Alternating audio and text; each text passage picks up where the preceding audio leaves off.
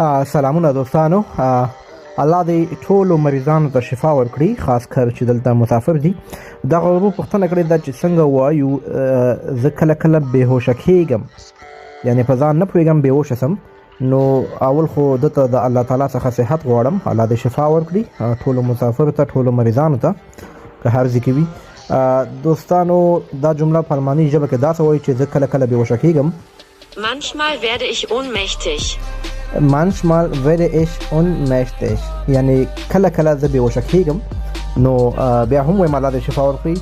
که چېرته موږ دغه ورور ته وایو چې الله دې صحت درکړي، یا موږ چې کله هم چاته وایو الله دې صحت درکړي، نو دا جمله په الماني ژبه باندې داسې وایو: Möge Allah dir Gesundheit schenken.